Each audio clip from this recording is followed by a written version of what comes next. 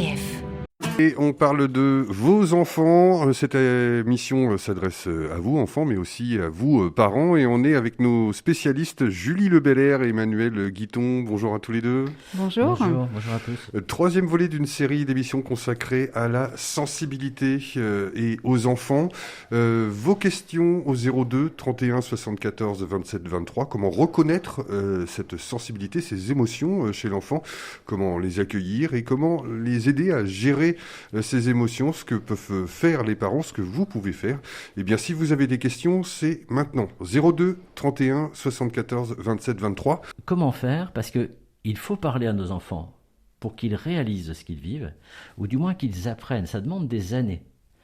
On croit toujours qu'en expliquant à nos enfants très jeunes, ça y est, ils vont acquérir, ils vont faire comme nous, ils auront intégré, mais pas du tout. À 10 ans, il faut encore répéter. Oui. À 12 ans, il faut toujours rabâcher, d'accord? Et même plus, d'accord? Ça peut aller jusqu'à l'adolescence, et encore une fois, il n'y a pas d'âge sur l'unicité de chacun.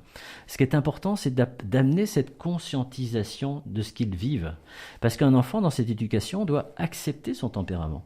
Il doit reconnaître comment il vit, il doit accueillir ses réactions, et ne pas vouloir les étouffer ou se laisser aller.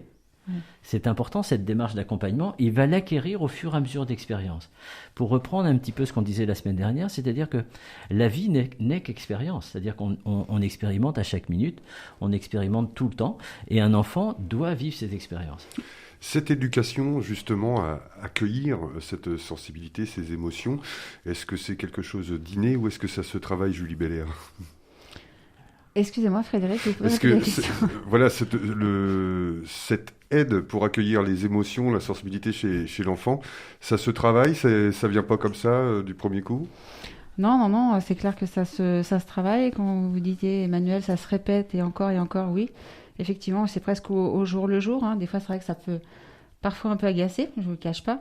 Mais oui, je sens bien qu'à chaque fois, en fait, ce qui me venait tout de suite, c'est cette notion de confiance. C'est vraiment créer cette confiance entre le parent et l'adulte qui fait que l'enfant, plus il a confiance et plus s'autorise à exprimer et à rajouter aussi un mot pour dire mais vraiment ce qu'il ressent au travers de l'émotion qu'il vient de rencontrer, ou pourquoi pas utiliser aussi un support par le biais d'un objet pour qu'il cible ce qui l'a touché en fait. Et là, pour nous, en tant que parents, moi je trouve, j'ai mis beaucoup plus de compréhension et ça a du sens. Et moi, ce qui me permet aussi encore plus de l'accompagner de façon très pertinente. Ce qui est important aussi, c'est, en mettant des mots, que ça soit clair et que ça soit calme. C'est pour ça que j'ai commencé par la notion de calme, parce que si on est agité et qu'on veut vite passer à autre chose, ça ne va pas fonctionner. Cette notion de temps, revenons-en, c'est-à-dire que c'est important de savoir que ça va durer longtemps, ça va durer des années. C'est-à-dire qu'un enfant apprend à se connaître toute son enfance, et puis il va continuer toute son adolescence, et puis nous aussi, et même toute sa vie. Voilà. Et toute sa vie, d'accord? Donc c'est important d'avoir cette grande notion d'accompagnement tranquille, d'accord? Et de placer des mots. Mais moi, je voudrais insister, parce que jusqu'avant 10 ans, on les noie dans notre échange verbal. C'est-à-dire que nous, on parle beaucoup, on ne fait que ça, on aime bien ça, et nous, les adultes, on se pose sur ces échanges verbaux.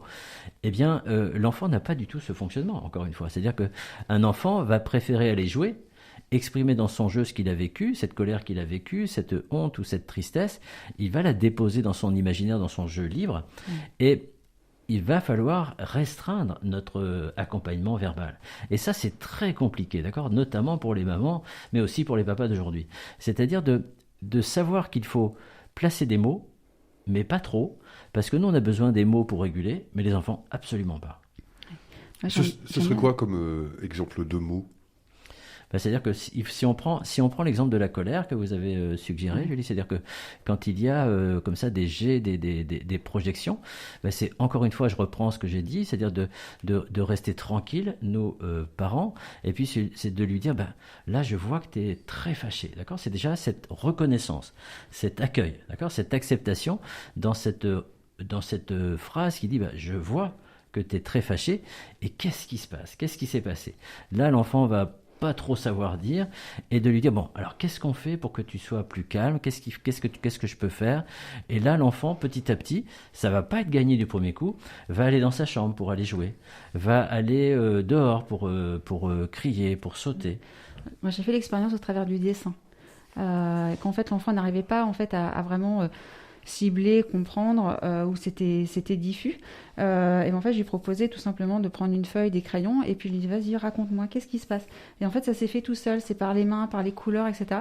Et en fait, il l'a évacué tout seul, et le lendemain, parce que c'était orienté en plus vers un de ses professeurs, enfin voilà. Donc l'idée, c'était surtout pas que ça reste installé. On ne le citera pas. Et en fait, dès le lendemain, j'ai dit, alors ça a été? Il m'a dit, impeccable. En fait, il avait résolu en fait son conflit, et ce qui fait qu'après, sa scolarité s'est très bien passée avec cette personne. C'était magnifique, quoi. C'est intéressant ça, Emmanuel, puisque ça rejoint un peu votre méthode de travail, puisque là c'est le dessin, on est dans le jeu aussi. Exactement, parce que de toute façon, le dessin est un jeu. D'accord, c'est-à-dire que tout comportement d'enfant est un jeu, d'accord, puisqu'un enfant ne fait que jouer, d'accord, même à l'école il joue, il imagine, et c'est la difficulté des pédagogues, c'est d'arriver à les arrêter de jouer. Et comment dire, ce qui est important, Julie, c'est de savoir que chaque parent doit aider son enfant à trouver ses astuces.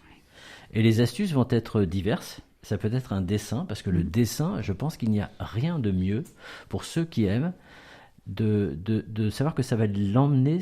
Le dessin, c'est un véritable canal d'apaisement. C'est une véritable rivière où l'enfant va mener ses couleurs, va glisser ses feutres sur la feuille et va s'apaiser en même temps qu'il va avancer dans ses traits, dans son dessin. Et ça, c'est quelque chose d'essentiel. Il y a des enfants qui peignent aussi. C'est-à-dire que d'aller chercher chacun ses astuces. Dans le travail thérapeutique, c'est d'aider l'enfant à trouver ses astuces, qui seront au moins de 2 ou 3, d'accord ? Je donne une astuce aussi très fréquemment, je la donne à l'antenne, elle ne marche pas chez tout enfant, mais pour les colères, il y a la boîte à casser. La boîte à casser ? La boîte à casser. Alors ça, c'est quelque chose que les enfants aiment bien, c'est-à-dire qu'ils vont préparer un carton qui ne sert à rien, évidemment, on va en parler aux parents. Ils vont mettre dans ce carton des choses à déchirer ou à casser. Donc des bouts de carton ou des choses qui ne font pas mal. Il y en a qui vont chercher des bouts de cagettes qui sont tout faciles à casser, mais qui demandent un effort. C'est-à-dire qu'énervé contre sa sœur, énervé contre son frère ou maman ou les autres, ou son professeur, il va aller chercher sa boîte à casser qui est toute prête, qui est placée à un endroit bien précis, et va s'énerver en insultant son prof, en disant des choses pas sympas, mais le carton ne va rien dire, le carton va se laisser déchirer, et ça permet d'évacuer ce volcan qui est là. Oh, ça c'est génial. Ça c'est pas mal, ouais. J'ai même envie de m'en confectionner une boîte à casser. Ça fonctionne bien, oui, ça fonctionne bien, mais pas chez tous les enfants, d'accord ? Je voudrais surtout pas que tous les parents se foncent sur leur carton, mais c'est important de savoir que chaque enfant doit trouver son astuce. C'est-à-dire qu'un enfant doit petit à petit, au fur et à mesure des expériences, trouver ce qui l'a aidé à résoudre cette émotion forte. Et voilà le chemin de l'éducation. Et voilà le temps qu'il faut pour aider l'enfant à se connaître, à se gérer tout seul. Parce que moi, je voudrais terminer là-dessus, c'est-à-dire qu'un enfant, comme tout à chacun, doit apprendre cette autonomie. C'est-à-dire qu'il ne faut pas qu'il attende papa et maman sur une démarche de résoudre sa difficulté. C'est qu'un enfant, au fur et à mesure des années, eh bien, il va apprendre à solutionner soi-même, et c'est ça l'objectif.